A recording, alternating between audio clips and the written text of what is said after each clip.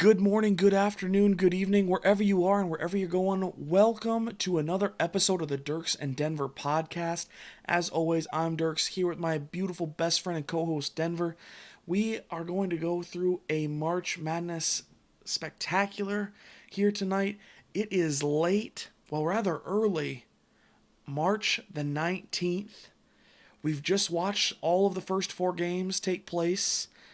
And now we have the field of 64 set. We're ready to get into it. We're in the lab tonight because, damn, this is a late one. We're starting this recording at about 12:20 a.m. We have some technical difficulties that delayed the podcast even further. I think this particular episode, the content has changed about a million times. We've delayed the recording for one reason or another about 42 to 18 million times. But we're freaking here. We're ready. And before we get into it, I got to know, Denver, how are we today? I am good. Today was a great day. I was telling you that I watched the new Justice League, which was awesome, and then I got to watch four really great college basketball games in their entirety, which was very rare for me. I don't get to watch much full games, but the today was just awesome. Everything came down to a wire. We'll get into it, but I was 3-1 today, so I'm feeling pretty good. He's feeling good. He's getting cocky off the rip. This is just what I need to secure the dub later on. I need him to be Uh, really full of himself. Think he's got some sort of magical juice, and maybe just maybe he'll end up screwing up somewhere along the way. I do. It's only in March, man. I only feel it in March. Ah, yes, and he's got the great glass, the Bud Light Big 12 tournament glass from years gone by. We love to see it. Anyway, we're just going to give a brief overview of these first four games we watched that were played at Assembly Hall in Bloomington, where the Hoosiers play, and Mackey Arena in West Lafayette, where Purdue plays. It was like as Denver said, great night of basketball. All the games were very close down the stretch, and it caused for minor heart problems on this end. I don't know how Denver felt about it, but let's just get right into it. We're throwing it up on the screen. Quick overview. We had 16 seed Texas Southern defeat 16 seed Mount St. Mary's 60 to 52. 11 seed Drake beat 11 seed Wichita State 53-52. 16 seed Appalachian State fall to 16 seed Norfolk State 54-53, and 11 seed UCLA pulled it out in overtime against 11 seed Michigan State 86 to 80. Denver, you just want to take it from the top? First game of the day? Yes. My pick for this game was Mount St. Mary. You had Texas Southern. This was actually a pretty competitive game until the last couple minutes when, team pulled ahead. I thought it was really competitive. It was fun to watch two teams that I have genuinely no knowledge about at all. I don't even know where Mount St. Mary is, first off, so that's fun. But sorry. Um, it was a fun, entertaining game. Me and my coworker, because I got to watch this one at work, we were making fun of their point guard because I was like, "Dang, I must be taller than that guy. That guy is short." He was getting bullied, pushed around, but it was a good, fun way to start the day. Absolutely. You were real cocky in the first half. You conveniently left that out.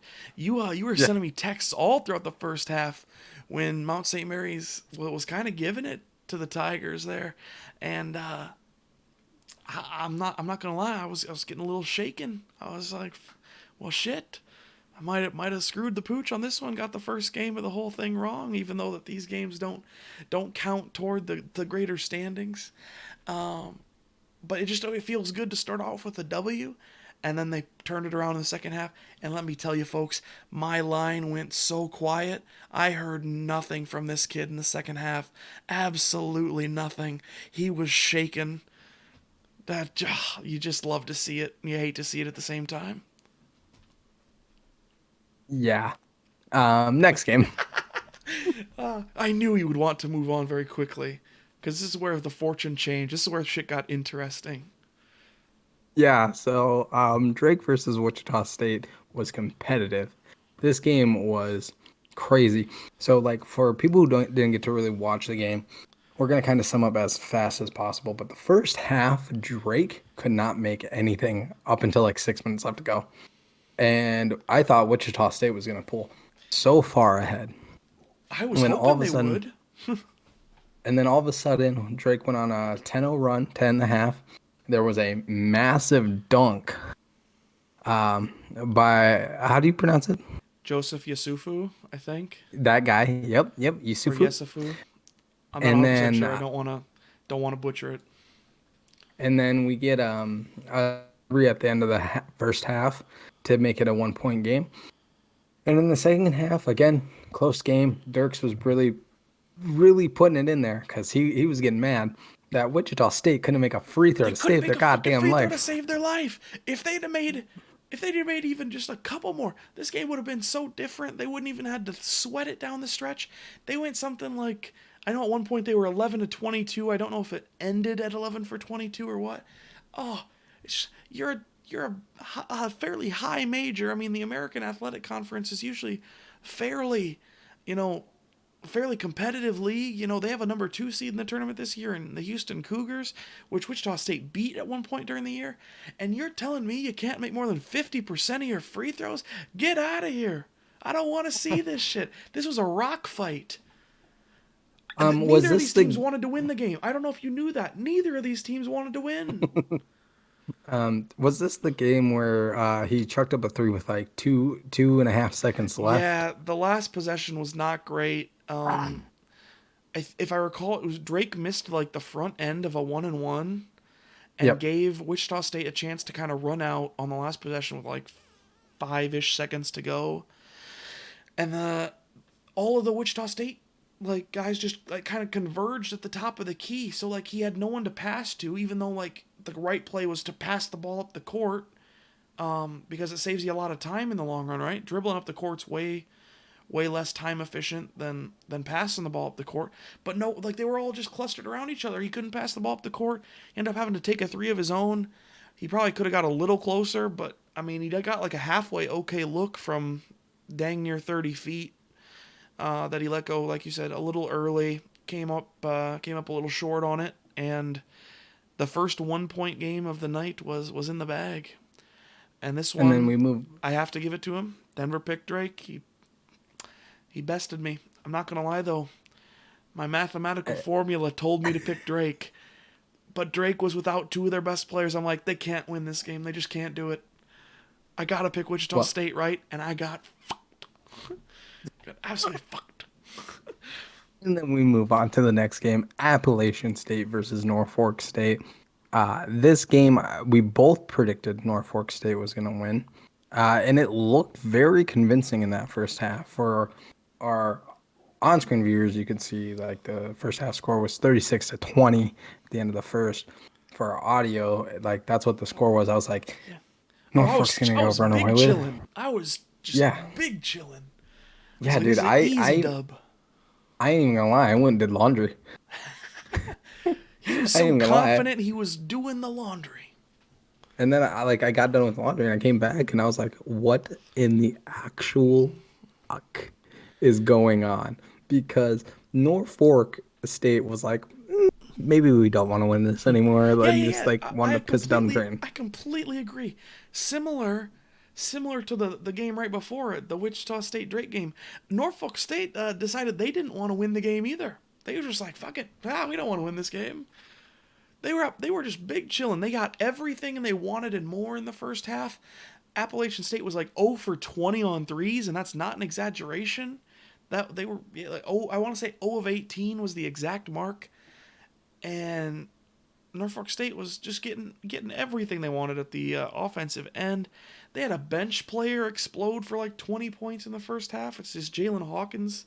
If you can see it for our visual audience, he was going crazy. He only averages like 8 points a game. He had 20 in the first half. It was wild. Norfolk State was getting rowdy, and then they came out and got slapped in the face. They only had like 9 points in the second half up until the last 3 minutes. It was crazy. Yeah, I was like, oh man. This was another game that I was telling them I thought I was going to lose all these games at the free throw line. Texas Southern, if they weren't just far and away the better team, they could have pissed it away at the free throw line. They were missing everything. Wichita State we already covered. They missed everything, but then Appalachian State was making everything, and that was what was keeping them in the game. And I was getting frazzled. I'm like, I'm gonna lose all these games tonight on the free throw line. This is crap. Triggered some feelings. But that the final score ended up being 54-53. Another 1 point game, which is super fun to watch overall. You know, you get these close games, and that's what I'm not a March Madness guy. This is really my first one in a decade. And this is what makes March Madness is these close games, these tight contested ball games. These kids want to win. They want to go out and play hard, even if they can't make their fucking free throw. But they want to get out there and perform well. And you saw this, and so Norfolk State has the. Are they the undaunting test that have to play Gonzaga on Saturday? Mm-hmm. No. Well, It good was job fun when while you it were. lasted, right? It was fun while it Yep. lasted. And then our final game of the day, we had Michigan State versus UCLA. And this is the one that gave Dierks the heart attack. I thought UCLA was going to lose. They Like, should have lost. Let's be honest with each other right here.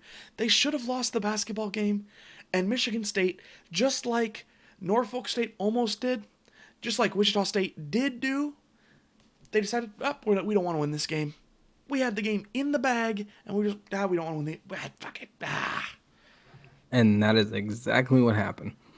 The final score was 86-80 In overtime. in overtime. But for our audio listeners, Michigan State scored 3 points in overtime. Oh, it was a terrible 3. overtime. It It was went by rough. so fast. It was over like that for Michigan State. But I think, at least I had the feeling. I don't know how Denver felt. I kind of knew once it went to overtime. I thought it was over. I thought UCLA had it in the bag because Michigan State down the stretch looked so shaky. I mean, they were up 11 in the first half, and they kept that 11-point lead, fairly, spread out. It wasn't 11 the whole second half, but they were up, like 6-8 most of the Yeah. second half, and just like collapsed in the last 8 minutes. It was pretty tough to watch, especially if you're a big fan of and subscribe to the notion that Coach Izzo is Mr. March. His boys did not show up. There was probably a reason that they went 15-12 in the regular season and were in the first four and the last four in. And we might have I want to do a wrap up of March Madness and a discussion with you when the tournament ends about everything we've seen, all that great jazz, not just the games, but is one of those things is it time for Mr. Izzo to go? You know, he's been there for a hot minute. It does, like we saw tonight, there was an exchange between him and a player that seemed pretty heated. And you know, I don't think that's the culture that Michigan State maybe wants anymore. It appears that it's not connecting with the always players. been, Izzo is obviously one of those storied coaches, right? And we can definitely save the greater conversation for later on. But I wouldn't pull the trigger just yet. I mean, I know it's been 2 years, but the last time they held a tournament, Michigan State was in the Final Four. So, I mean, they're the last tournament that was played, they were one of the four best teams at the end of the year. And, Michigan State, there's a reason he's called Mr. March, right? He gets it done. I agree he's getting a little old, and it feels like there's more and more of these outbursts, but we'll save that for a later discussion if you don't mind.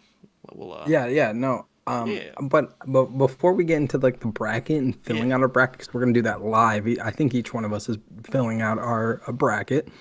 I want to tell a funny story. Bet. So I'm sitting on the couch tonight, and Brittany is doing some stuff, and Brittany's my girlfriend, and she comes out and she goes, "Didn't the green team just play?" And when she was talking about Norfolk State. And I was like, yeah, there's multiple teams with the color green. And I was like, you want to hear something crazy? If you change the channel, the Spartans are still playing on the other channel. And she's like, what? And I was like, yeah, there's two Spartan teams in the tournament. And they're And both she's like, green. and they're both green. And then I told her the craziest fact, because I saw it tonight, was there are 9 teams with like theme of a cat in their name. Someone's a Kruger, someone's a tiger, someone's a fucking whatever. Like, so That's it was funny. just a funny story. She was like, "Didn't the green team just play?" And I was like, "Yes, Oh, yes, they did." Biddy. Oh, yeah. I'll have to give her crap about that next time I talk to her. Before we move into the more formal Field of 64 jazz, I saw this tweet from Tony Reale, the guy who hosts Around the Horn. If you're not familiar, I think he still hosts Around the Horn. Maybe I'm wrong. Um, he had this take today on Twitter, and he says, quote, I say it again, to have 16 seeds play the play-in game is unbecoming by the tournament. They won their conference, let them in, leave the play-ins for the at-largers. And I know that maybe you don't have the same experience watching these first 4 games that I do, but I'm curious to hear your take on this. You can either choose to wait until you hear what I have to say, or if you want to take the lead, that's fine. I'll leave that up to you. Okay, I'm gonna ask a silly question here. Does by at larger just like does he mean like we saw some 11 seeds play? So those Does he 11 mean seeds, like the way it works, right, is the non 16 seeds that play the first 4 games, right? So it would have been Drake, Wichita State, Michigan State, and UCLA tonight, right? They are named on Selection Sunday by the committee as the last 4 in. They're the last 4 teams that did like their at-large bids, so meaning they didn't win their conference to automatically qualify. They were picked based off resume. They were the last 4 teams that made it into the tournament, and so they make those last 4 teams really earn it by only 2 of those 4 end up getting into the full field of 64, because then they're usually either 11 or 12 seeds. They play each other, and one of them goes home right away, kind of thing. But then the other 2 games are usually, as you've seen tonight, 16 versus 16, and those games are almost always, I think always, 4 teams that are perceived as the 4 worst teams in the tournament, and they won their conferences, but their conferences are really small, kind of thing, and then one of them gets kind of axed right away. If that helped clear things up. yeah, okay. From my stance from trying to understand this, yeah, I think let the 16s in, man. Um like let's face it, how often is Mount St. Mary going to make it into the tournament? Yeah, And like that was just something cool to say for those players. But like when you look at the larger bids, like the 11 seeds we talked about tonight, they constantly make the tournament.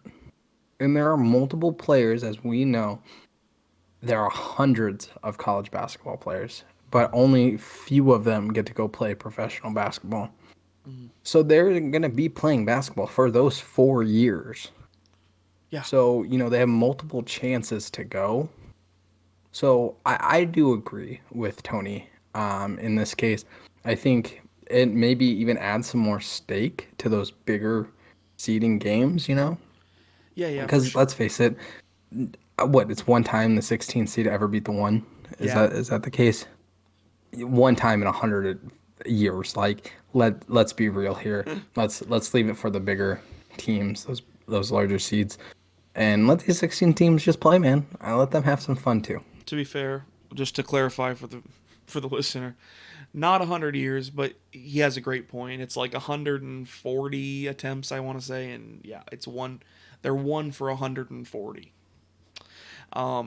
The one thing that you'll see in the first response here, the one caveat, right, is apparently, and I didn't know this information before today. To read it, there's a response from a man who claims he's a former sports information director from the Northeast Conference, which I'm pretty sure is the conference that Mount St. Mary's won to make the tournament. He says, as a former SID, you want to be in the first four, because if you win, it counts as a win share. And as we all know, the point of the NCAA D1 men's basketball tournament is money. So you want to win that game so the conference gets a win share. Now, I don't know the complete inner workings of this, but I know conferences get more money from the NCAA based on how they perform in the NCAA tournament. So this is basically a free way for two of those smaller conferences to get a win, in a guaranteed win, in the NCAA tournament. So I get it for that part of it. However, I think you then need to restructure, and like if you get an automatic berth in the tournament, that should kind of count as a win. You know what I mean? You've made the step. I think we need to. I agree with Reali. If you can restructure the way the money is distributed, I think it's kind of really weird. I feel like it's almost like you're letting the one seed play with its food indirectly, because since it basically doesn't happen that a one seed loses to a 16, you're seeing these teams basically just get to play for the right to get their shit rocked, And I think in a way it can be both cool for the experience, but also really cruel to be like, hey, we don't even think you're good enough to like deserve to be a 16 seed. So for that reason, yeah, I think they need to change the way the automatic qualification works. And I'm glad we had this little discussion. I think this was a kind of a fun way to lead in to the big show. And are we ready to get into it? Oh, I'm ready. I'm so ready, baby. The big bracket. And I know Denver's head and my head are blocking a couple of the things on the screen. We'll address that in a moment when we actually pick the brackets. But I wanted to show these on the screen. It's just a beautiful graphic here. Oh, it's just the greatest time of year. And then you see the picture on the Marriott Hotel. Oh yes, I love that. That's all that filled is beautiful. in now. We had the one of it. It's been like this for several weeks, I want to say, but it was blank until Selection Sunday. They filled it all in. It looks absolutely beautiful. I'm so excited. We're getting into the games hot and heavy starting tomorrow at like 11 o'clock in the morning. It's going to be awesome. Denver. Yeah, I got some homework to do tomorrow morning before these games start, so I can just spend my entire day watching college basketball. Are you ready to pick your bracket live in front of the people? I am. This is going to be fun. I haven't filled out a bracket. This is my first bracket. So here we go. I'm winging it. Mississippi. Goddamn. All right. Now here's the first thing. This is very important information, all right? Are you the type of guy that wants to go round by round or region by region? Because one makes you a normal human and one makes you a psychopath. Oh, okay. Let's go. Oh God, I don't know. I don't want to be judged here. Let's round by round. Round by round is the correct answer. He is not a psychopath, God. ladies and gentlemen. If you do region by region, I'm sorry. I love you all. I promise I love you all dearly. But I want you to click out of this podcast right now and reevaluate where you're at in life and come back to us when you're ready to pick a bracket the correct way. Okay, let's go, Denver. We're picking.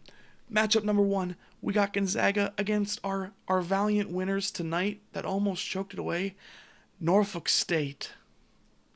What are we feeling? That was pretty quick. I think he knew what he wanted on that one, folks. I think he knew it.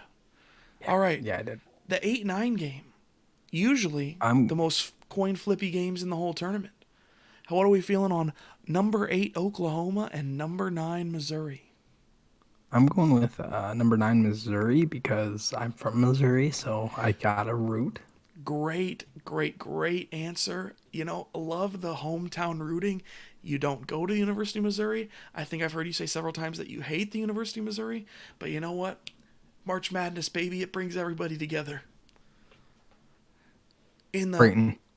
Creighton. Oh, that was quick. That was absolutely quick. I was thinking about showing this. I hope I don't click to the wrong thing right away. Is this one? Yes. if you cared about this information, this is an all-time breakdown of records by seed. So you see the one seed, is 139-1. The 5 seed gets upset by the 12 with fair regularity. These are the hot spots, obviously. You really can't say, in my opinion, I don't think 9s over 8s and 7s over 10s are really upsets. They don't feel like upsets that big to me. But you see 6 or 11 over 6 and 5 over 12. Just something to think about. Food for thought. And we're going back. He picked Creighton right off the rip. He did not have any faith in perhaps the greatest mascot in the tournament this year, the UC Santa Barbara Gauchos. The hell's a gaucho? I have no idea, but it sounds cool. Okay. Number 4, Virginia, and number 13, Ohio. Virginia. He does not like to pick upsets, folks. This man is a chalker. All right. Number 6, USC against Drake, the winners of tonight's game. Did you pick this game? I'm sorry, I didn't hear you. Yeah, Drake. Oh, he likes to chalk his bracket in the first region, folks. Oh, you hate to see it. Number 3, Kansas. Number 14, East Washington. Kansas. Number 7, Oregon. Number 10, VCU. Number 10, VCU. And then rounding out the first round in the West region, Iowa, Grand Canyon. 2 versus Iowa. 15. Iowa it is. Moving down. Unfortunately, Denver's head is going to block the last 2. I will make sure to read off who are in these games that you guys cannot see, but you should be able to see the rest of the bracket. The 1 versus 16, Michigan and Texas Southern. That was pretty quick. He really likes the 1 seeds, folks. I wonder why. Number 8, LSU, and number 9, St. Bonaventure. LSU. Oh, I think he thought the longest and hardest about that one yet. You could see it in his face. It's like he's constipated. Number 5, Colorado. Number 12, Georgetown. Georgetown. Number 4, Florida State, and number 13, UNC Greensboro. Florida State. BYU number 6, UCLA number 11. BYU. I'm not gonna lie, running through and saying all these numbers, I feel like I'm an optometrist when they're doing your eye tests. Like, do you want number 2 or number 7? How about 3 or 10? All right, we have number 3, Texas, and number 14, Abilene Christian. Texas. And now the games that you guys cannot see if you're a visual consumer of the podcast. We have number 7, UConn, and number 10, Maryland.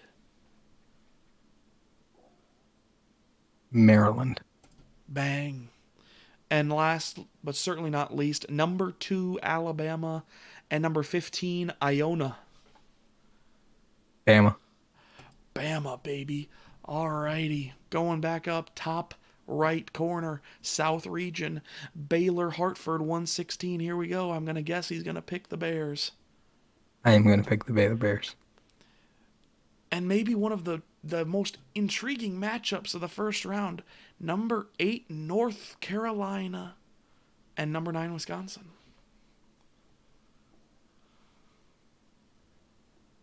North Carolina.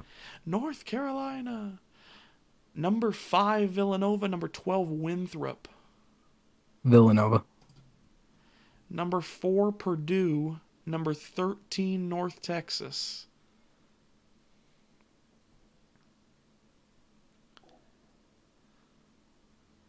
I know someone who goes to North Texas, so I'm picking North Texas. Oh, my Lord. Texas Tech, number 6, against Utah State, number 11. Utah State. Number 3, Arkansas. Number 14, Colgate. The Arkansas. Razorbacks or your toothpaste, Denver? Which one do you want? I am actually a Crest guy, but it's whatever. Did you say Arkansas? I didn't hear you. Sorry. Yes. Okay. And actually, I don't even use Crest or Colgate. I really use like Sensodyne or some shit. Thinking about it. Now the truth comes out. Everyone can roast you in the comments for that. Please do. Number 7, Florida. Number 10, Virginia Tech. The first game of Virginia the Tech. tournament, by the way. Sorry, which one did you say? Virginia Tech. Folks, I'm just going to say this now. I know this is the first game in the field of 64 of the tournament. Kicks off at 11:15 our time tomorrow morning. And I'm not going to lie to you. Most years, I feel like I can be comfortable because the first few games are usually pretty cut and dry. They're like 3 versus 14s, 2s versus 15, something like that. I can really get into my bracket. I can get a couple picks right, get some steam going. This game scares the hell out of me.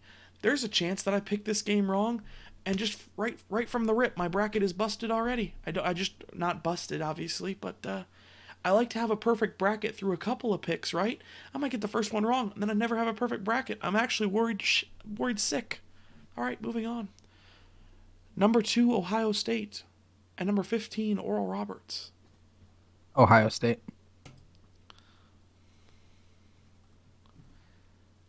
The last region.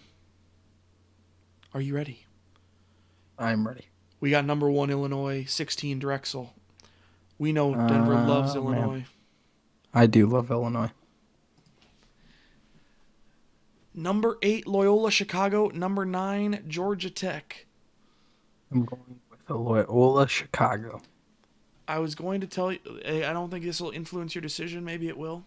One thing I did hear late yesterday is Georgia Tech's best player and the current ACC Player of the Year, Moses Wright, is out of this game. He tested positive for COVID. No shit. And so he will not be playing, which I think gives a big advantage to Loyola Chicago. Very, very sad. Georgia Tech's a fun team to watch. The Fighting Josh Pastners.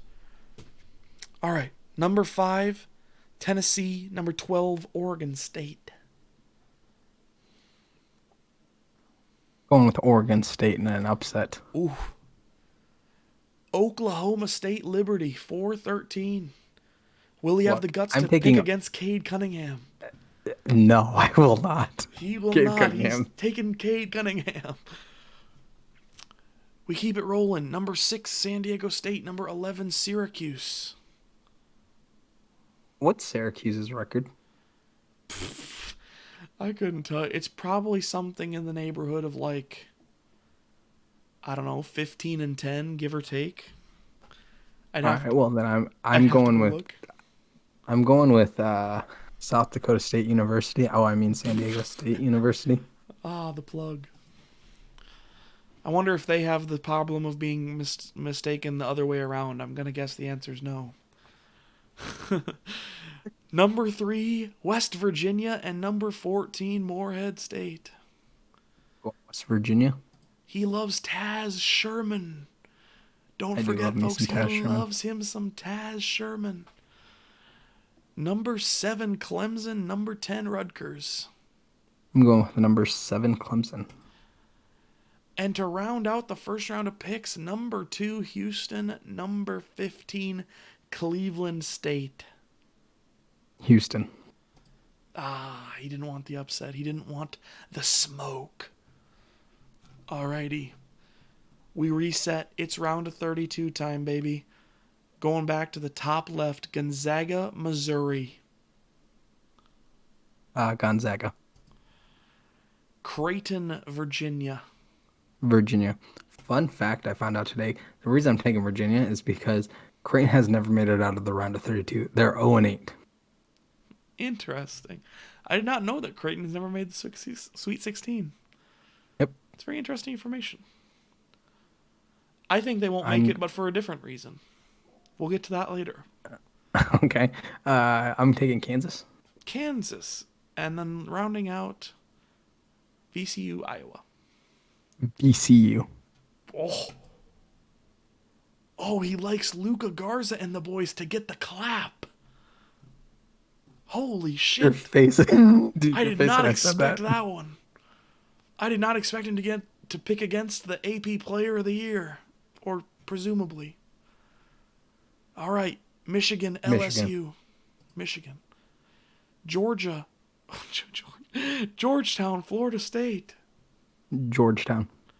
Holy shit, folks. BYU, Texas. Texas. And Maryland, Alabama. Bama. Baylor, UNC. Baylor. Villanova, North Texas. Villanova. Utah State, Arkansas. Oh, he's Arkansas. thinking. Oh, he wanted it. He wanted it so bad. You could see it. Virginia Tech, Ohio State. Ohio State. Illinois, Loyola Chicago. The battle for Illinois. Illinois. Oregon State, Oklahoma State. OK State. San Diego State, West Virginia. West Virginia. And Clemson, Houston. Clemson. Bang! Another upset of the 2 seed. He has 2 number 2 seeds getting knocked out in the round of 64. This man is a menace. I just want to point this out. I have a coworker who told me today he had Loyola Chicago going to the Elite Eight in his bracket. I could see it. If they can somehow upset Illinois here, Loyola Chicago is a bad matchup for a lot of teams. I can tell you he does not know that, but... Going back, it's now time for the Sweet 16, baby. It's Gonzaga, Virginia. Gonzaga. And Kansas, VCU. Kansas. I thought it was going to be like 2008 all over again or whatever year that was. 2011 maybe? 2011. I think so. Oh, it was 2011 when Shaka Smart took VCU to the Elite Eight, or the Final Four, rather. They upset Kansas. He doesn't want the smoke, though. Not this time. Michigan, Georgetown. I did not catch what you said. Michigan. Okay. I don't think your mic picked it up for some reason. All right. Oh, that's unfortunate. Texas, Alabama. Texas. How about Baylor, Villanova? Baylor. And Arkansas, Ohio State. I'm going Arkansas. The Muss Bus rolls on, baby. Maybe the individual matchup of the tournament, if it happens. Number 1, Illinois, and the, USA Today Player of the Year, Ayo Dosunmu, against presumable number 1 overall pick in the NBA draft, Cade Cunningham. OK State. West Virginia, Clemson. I'm going West Virginia. How are we feeling so far? I'm feeling pretty good. I think my best bracket is honestly the Midwest bracket. I just feel like overall that's gonna be like that's gonna be an accurate bracket. Interesting. Okay. It's Elite Eight time. In the final of the West region, you have Gonzaga and Kansas. Going Gonzaga. In the final of the South region, you have Baylor, Arkansas. Going Baylor. In the final of the East region, you have Michigan, Texas. Going Michigan. And in the final of the Midwest region, you have Oklahoma State, West Virginia. This is a tough one He's for torn. me. It's Cade Cunningham or Taz Sherman. It really is. It's like the only 2 real guys I know by name. Oh, you hate to see it. I'm going West Virginia. West Virginia. And so his final 4 in Indianapolis. The whole thing's in Indianapolis. What am I saying? Gonzaga, Michigan, and Baylor, West Virginia. Let's start over here.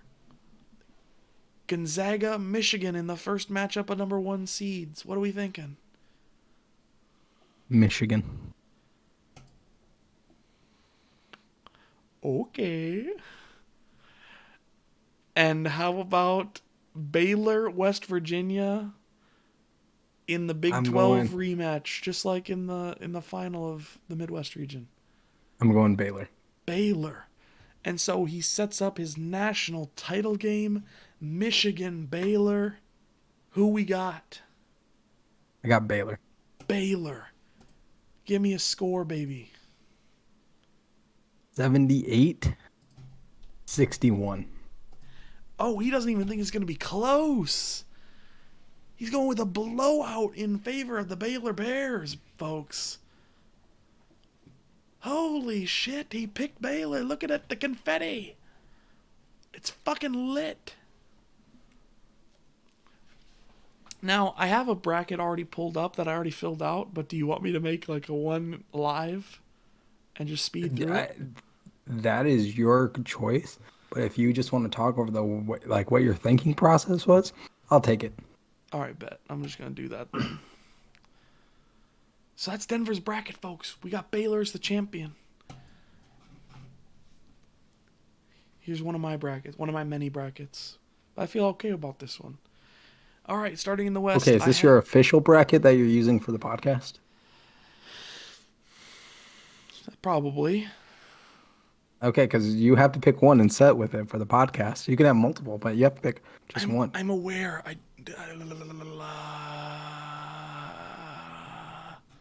feel like I stumped you now. You're like, oh, shit. Sure, we'll go with this one. We'll go with this one. I don't feel great about it, but we're doing it anyway. I feel only great about one thing in this bracket, and it's the fact that I have the national champion correct. All right. No. In the West, I have Gonzaga over Norfolk State. Easy money. Oklahoma, Missouri. I don't like either of these teams currently because they're on the wrong trajectory. But Oklahoma State showed a little something in the Big 12 tournament. I think they might make Oklahoma? it out. What? You said Oklahoma State. Oh, sorry. Oklahoma showed a little bit in the Big 12 tournament. So I think they might make it out of the first round, but then they're just going to get steamrolled. We'll get to that later. Creighton, UCSB. I keep going back and forth on this one because UCSB is a really good team. A lot of veterans on that team. A lot of high major transfers on that team. And they're led by a really good player in Ja'Cory McLaughlin. But I just feel like Creighton, they got absolutely embarrassed by Georgetown in the Big East title game. And I just feel like with the coaching staff and the players that they have, I can't imagine them just getting destroyed 2 games in a row. And so I think they pull it out over UCSB, but I think this will be a really good game. Virginia, Ohio. I'm taking Ohio here for a couple of reasons. One, Virginia isn't even in Indianapolis yet.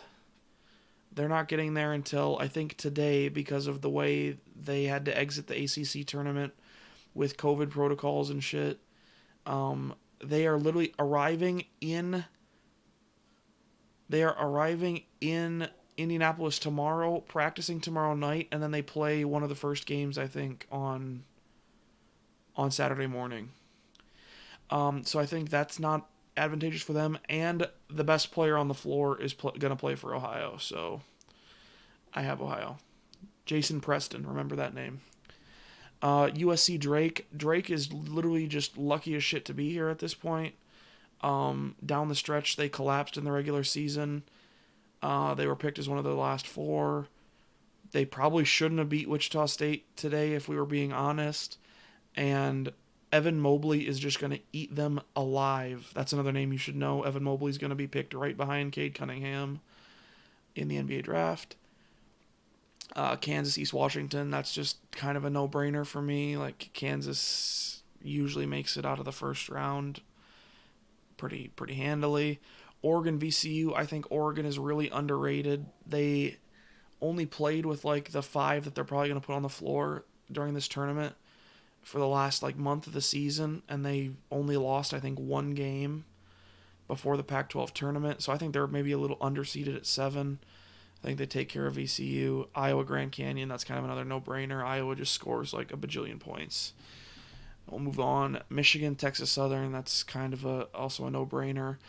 LSU St. Bonaventure, I keep going back and forth on this. This could go either way. It really could. I just like the fact that St. Bonaventure plays a little more defense than LSU. Colorado Georgetown, I don't love this either. Georgetown is hot, but I don't love to pick teams just because they won their conference tournament. Especially when they've proven to you that they're really not that great a team in their complete body of work. Before the Big East tournament, here's a fun fact for you. Before the Big East tournament, Georgetown hadn't won 3 games in a row all season. And they had a losing record entering the Big East tournament. And then they won 4 games in 4 days. So who knows what you're going to get. I think they're very capable of beating this, because I honestly think that Colorado is overseeded. I think Colorado and Oregon honestly should probably switch places in terms of seeding. That being said, I'm just going to take the best player on the court, and that's McKinley Wright, the point guard for Colorado. Florida State, UNC Greensboro. I absolutely hated Florida State in the ACC title game against Georgia Tech. They turned it over about 1,403 times, give or take 1 or 2, and they got beaten that game for a reason. However, Greensboro is just not, they don't match up well with Florida State. Florida State's absolutely ginormous, like usual, so I think Florida State will move on. But this little pod right here, this pod of 2 games plus the second round game, not at all confident in that. That's where that's one place where I'm really not confident. BYU, UCLA, I think BYU's overseeded, but I also think UCLA played probably like about as good a game from halftime on tonight as you're going to see from them. I think BYU's just a little bit too much, though I wouldn't be surprised to see UCLA win a game. They probably should, to be honest, and I really want to change this pick, but I'm not going to. Do it, pussy. If it was Michigan State here, I'd trust a lot more just because of the coaching, and I'm not saying Mick Cronin is a bad coach. I just don't know how I feel about it. Texas Abilene Christian. Fun fact, my numbers say Abilene Christian is low-key not a bad upset pick here.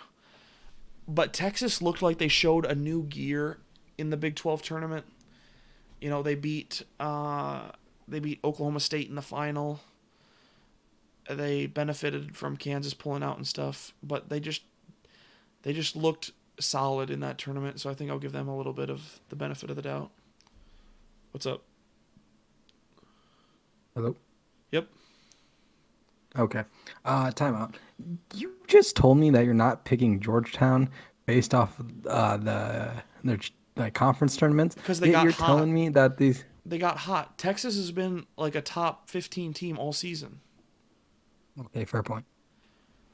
And like they on top of them being a top 15 team all season, they also seem to now have gotten a little bit hot here toward the end stretch, which I do like, you know. It's a little different when your team has 9 wins before the conference tournament and then you win the conference tournament. You know?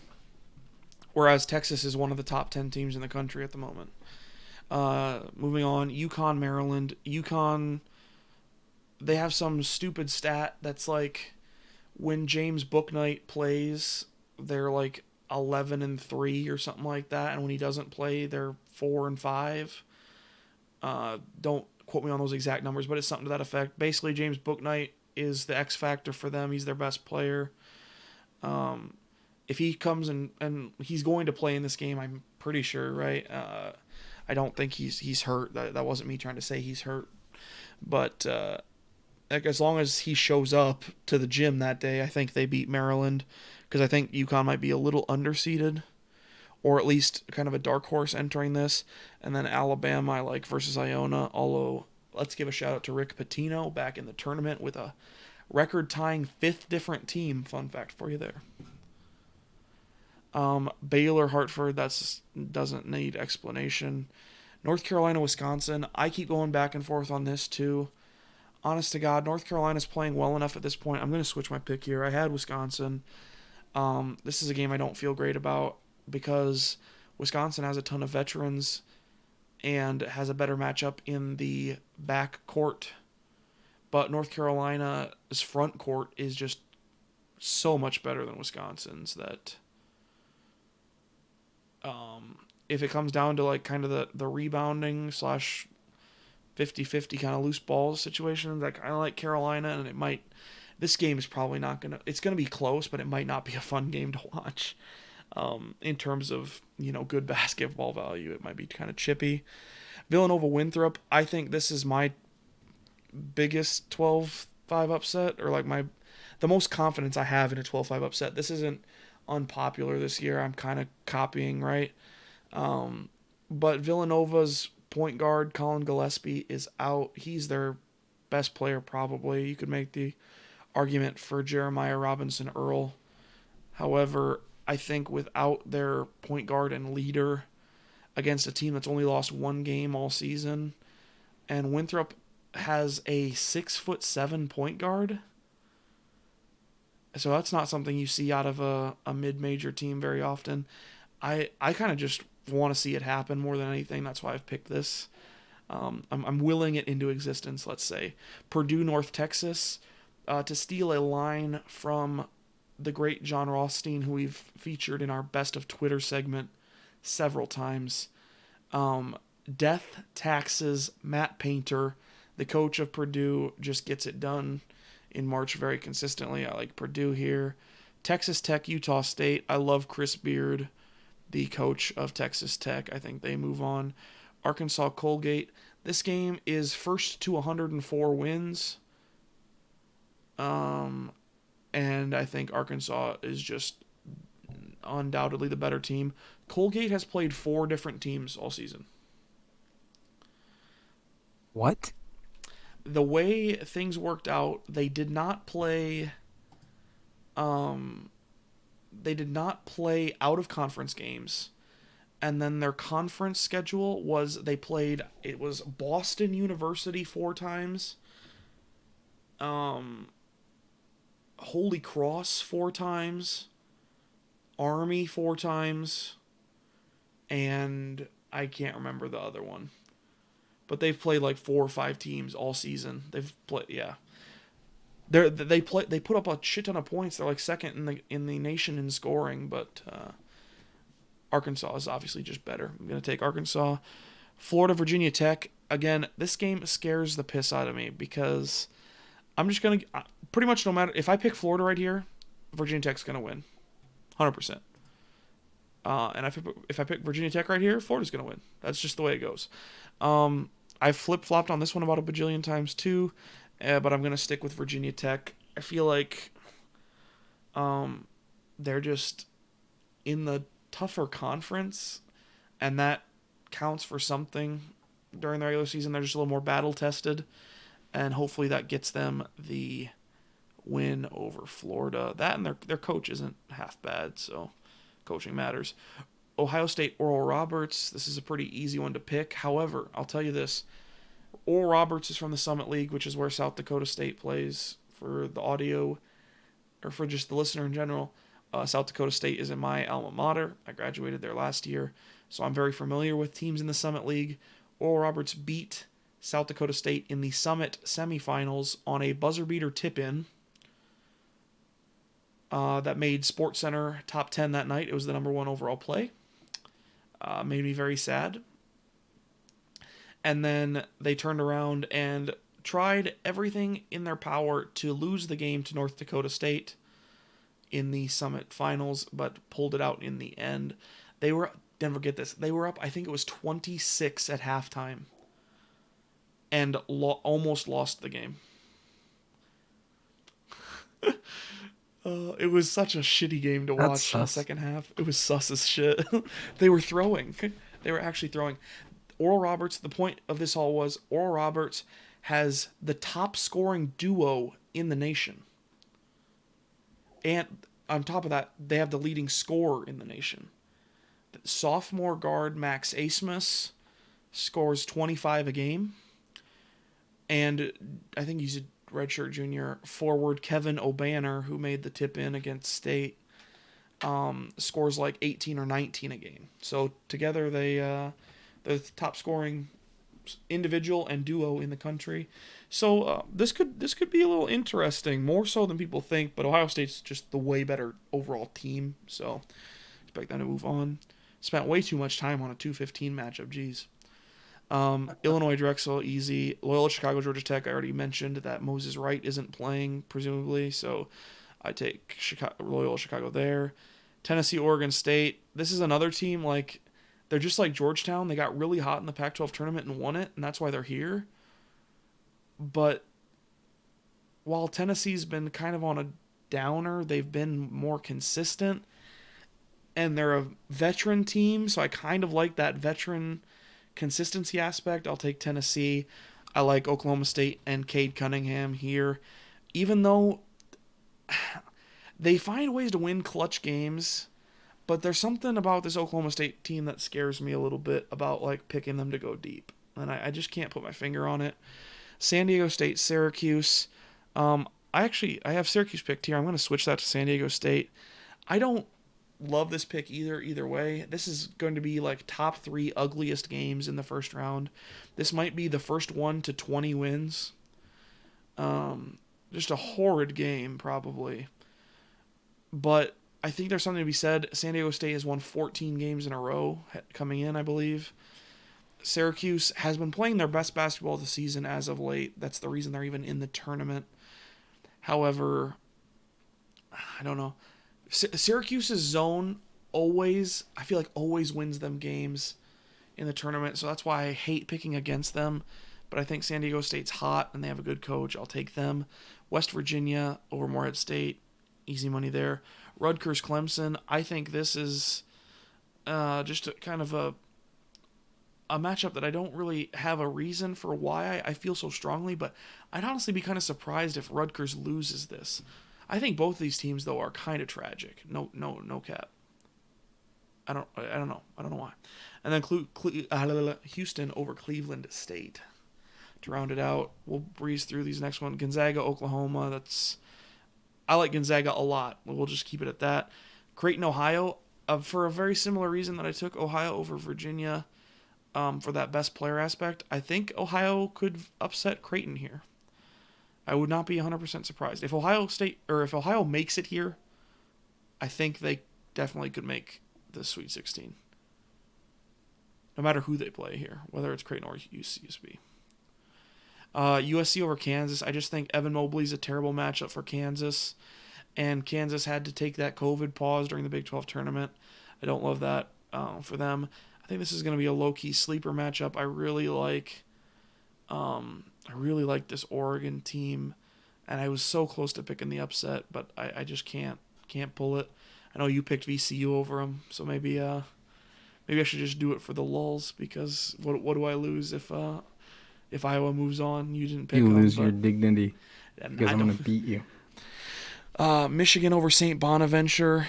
I just think, you guys have already seen my Final Four since I've picked the bracket already, and I've been scrolling past it. I just think the top 4 teams in the country this year were kind of a cut above. I usually don't pick all number 1 seeds to make it, but these 4 teams were just so strong during the regular season. We'll get to that. I'll round it out. Again, I don't have a good feel for this pod right here of Colorado, Georgetown, Florida State, Greensboro. And so I have Colorado, Florida State, and if those 2 teams play, I like Florida State to move on because of their size, but that could literally be any combination of those 4 teams. BYU, Texas, I like Texas to move on because they're hot again.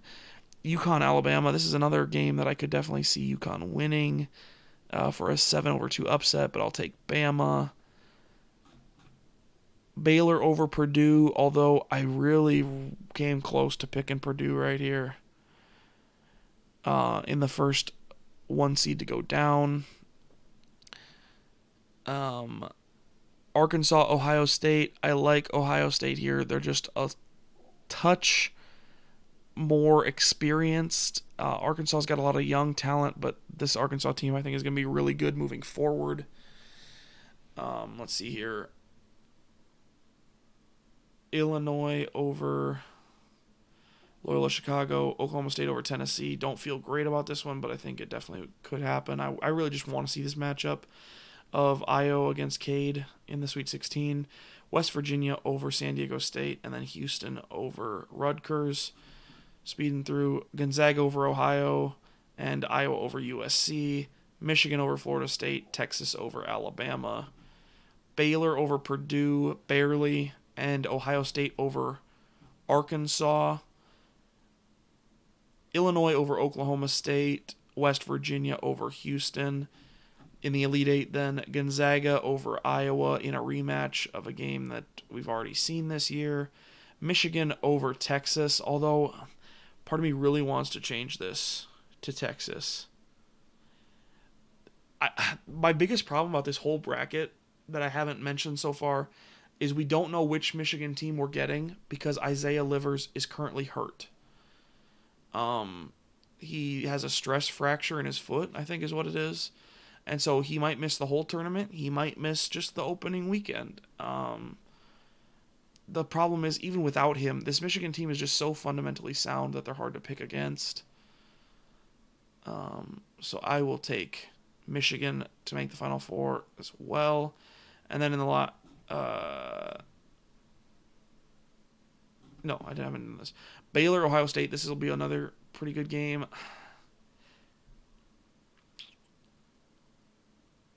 The only reason I haven't picked Ohio State here is solely because of my other Final Four picks. I don't want 3 Big Ten teams in the Final Four. I feel like that's me overloading it, although I could see it happening. I'll take Baylor. And then in the last region, Illinois over West Virginia. I really like Illinois right now. I think they're playing the best basketball of anybody in the country at the moment. And so my Final Four, as I already said, it's all 4 number 1 seeds. It's not original, and I didn't want to pick it this way. It just so happened that the number 1 seed I felt was most vulnerable, obviously, is Michigan. But I low-key think they got the easiest region. And some of my numbers that I will not show on stream because it's my secret formula,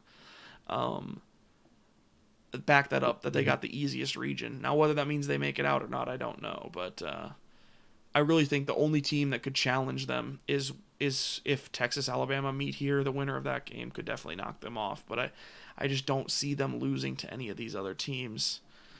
And then in the championship game, I have Gonzaga, Illinois, with Gonzaga winning in a close game. Although I could see it the other way too. But I'm keeping Gonzaga as my national champion. There you have it. I took a little more time than I probably needed to go through some of those, but hopefully I imparted some knowledge on you, Denver, as well as the listener. Yeah, I mean, you took a long time, but it's okay.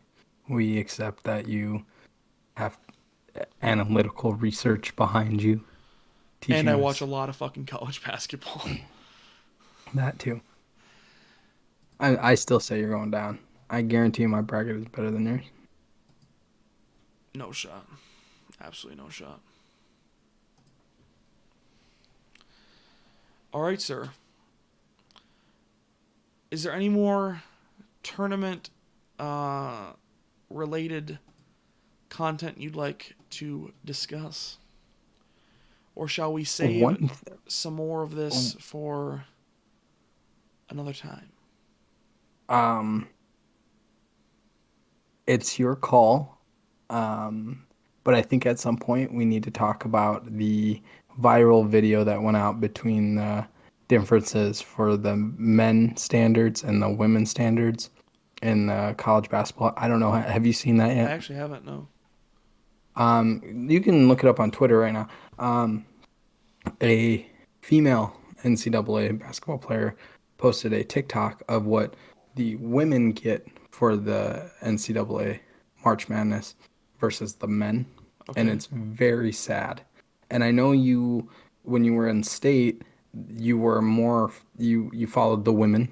Yeah, that was my primary goal or job was covering the women's team. Yes. So you understand kind of the process and all of the efforts that it takes for females to be as good, if not better, than some males. You should really look it up. I think you should look it up now because I brought it up. But it's kind of Do sad. you know, like, who tweeted about it at all? Here, For me I can too. look it up. I can't believe I haven't heard about this yet. We're getting caught live with our pants down on the podcast.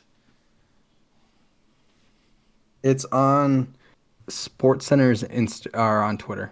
So if you go to SportsCenter's Twitter, it was posted 2 hours ago. It's from Oregon's Sedona Prince.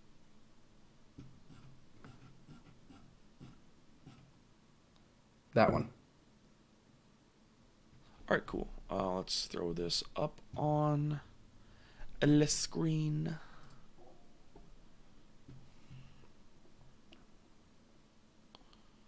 Cool. I got something to show y'all. So for the NCAA March Madness, the biggest tournament in college basketball for women, this is our weight room. Let me show y'all the men's weight room.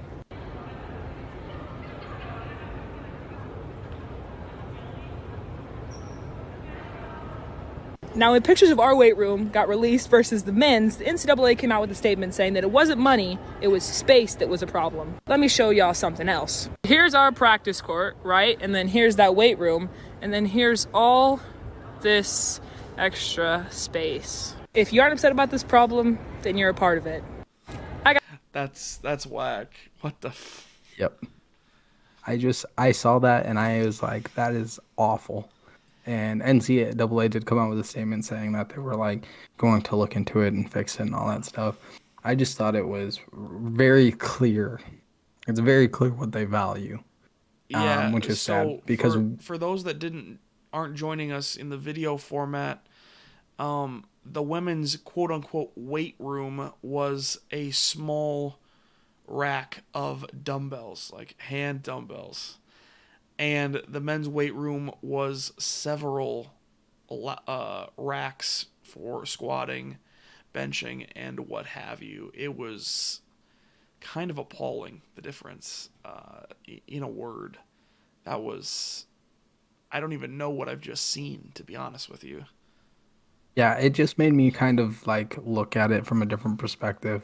Um, I think we should make it very clear that, we both value equal rights for men and women. Yeah, absolutely. And so just to see like that's how the NCAA is treating their female counterpart to the males. Yes, I understand the male NCAA March Madness does make the most money, but it is unfair Yeah, that because you that's the thing. That's where I'm gonna jump in on you. Is if it was like a back end thing, like the coverage of the event, where ESPN covers the women's tournament entirely, like it's on their family of networks, right? But obviously, like ESPNU and ESPN News and that stuff, that's not cable. You have to like be a plus subscriber to whatever your cable company is to get those channels. Whereas the men's tournament is all through Turner and CBS, and so like everyone gets every single one of the channels that a men's NCAA game is on. I don't think that's necessarily right, but you can understand it from a money standpoint. Like Turner pays a shitload of money to have the rights for it, and so that they can distribute it on those channels.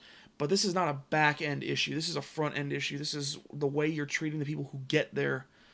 This, what is this? The way you treat the student athlete should not vary case to case. That like if it's the media coverage, if it's whatever, like again, that's not right, but that's at least something that isn't in it's a more money controlled situation. This is not a money, you can tell this is not a money controlled situation. If they cared enough, they would have definitely set them up the same. The fact is that it doesn't seem like they cared enough.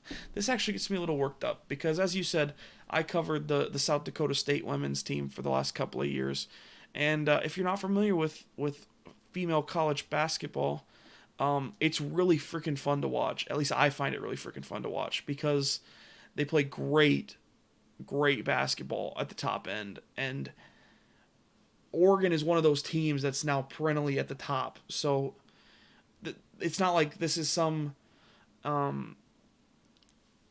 some no-name program. I shouldn't say no-name program, but some small program. This is the freaking Oregon Ducks. The name value is off the charts with that, right? I mean, freaking their partnership with Nike gives them about 80 bajillion different uniforms. And so the fact that teams like Oregon, UConn, North Carolina State, Louisville, I could go on and on. The top end of women's basketball, not even the top end of women's basketball is getting that treatment. That's a little whack. Yeah, I just thought it was an issue that we could discuss quickly. Again, but this is not a folks. We try to not talk about political issues, but this is one of those things that if you think this is a political issue, we might have an issue. Great way to put it. But with that, let's wrap it up. Let's calm down. Yeah. I'm glad we brought some attention to our viewers, whoever listens, wherever you're listening. Please be mindful. Women do deserve the same equipment, facilities, whatever, because they work just as hard as their male counterpart. Well, and this honestly really made me sad. You play against whoever's on the court with you, just as you do on the men's side. Men or women, it doesn't matter. Two teams take the court, and so like this whole, I heard all the time covering, and it bugged the crap out of me. Like women's basketball isn't as entertaining to watch and shit. Like, shut up. Like, if that's your argument, and that's the hill that you want to die on, I really don't want to have that conversation. Everyone who's seen the show knows that we typically don't get super worked up about stuff like this, but I'm glad Denver brought that up because that was something that deserves to be seen more. And I know our platform isn't huge at all. We're still in the infantile stages and growing that, but I'm glad we looked into that. And so, like, any sort of light we could shed on that inequality with an institution that says they're all about the betterment of college athletics and the student athletes and all this, like, that's gonna bug me. That's gonna eat at me for a little bit. But we talked about it. Our platform, Denver, we're all over the place. Where can the people find us? We are. You can find us on Twitter at Dierks and Denver Podcast. You can find us on the YouTube channel at Dierks and Denver Podcast. You can find us on Spotify on the Dierks and Denver Podcast. Those are the three big main platforms. Talk with us there. We are always open to conversation. If you don't have any of those for some reason, but you have like Amazon Play or whatever, Google Play, and there's a podcast thing on there, and you probably find us on there. We're on a lot of those too. We try to stay active in social. Like Dirk said at the beginning of the podcast, there's been a lot of change going on. I had bronchitis. I also moved. So we're coming back. We're going to be steady now again. Things are going to go up from here. So that's where you can find us. Follow us, subscribe, all of the above. We appreciate the love and support that you give us on there. And to the few viewers that are here now, thanks for sticking out. I know it's 1:30 in the morning. 1:30 a.m. I still have to render this. I have to upload this to YouTube, and we have to have this ready to go. I'm going to be up all night. This is going to suck. But we do it for you. Yeah. We do it for the love of the viewer. Love of the game. The love of the game. Anything else you want to say to the people tonight before we sign off? Thank you. We appreciate your patience. I'm glad, when the alert goes live, people follow us and watch us still. I know 2 weeks is a long time, especially for a newer channel, a newer platform base, to take a break. So thanks for coming out. I truly love it. We love it. That's all I got to say. We're going to be back on the grind. And watch March Madness. We're going to be back on the grind. Sunday. absolutely. We're going to talk, hopefully, we're going to talk some point Sunday about the opening round of games and maybe any games that we've seen already on Sunday. We'll have our normal programming. We haven't been able to do best of Twitter or any of that for a couple of weeks. I'm excited to get back to it. It's just, again, we took a little pause, but we're going to hit it so hard here in the next 3 weeks. We hope to blow y'all out of the water. It's not just NCAA content either. The NFL free agency has been going batshit insane. Just so much stuff going on, and we hope to share that with you. What's up? Falcon and Winter Soldier starts tomorrow. Falcon and Winter Soldier. How am I supposed to? How am I supposed to balance watching Falcon and Winter Soldier with all of the basketball? I'm not going to be able to sleep. What is this? I'm so sorry for the sounds that my boom arm made. That probably sounds absolutely awful to all of you out there. But if you stuck around this long, you probably don't even care about that because you love us that much. All I know is we hope you guys come back to join us very soon. This has been another episode of the Dierks and Denver Podcast. Again, we're going back to it. We're hitting it hard here the next couple of weeks. Join us for the journey. And wherever you are, wherever you're going, we love you. We'll see you next time.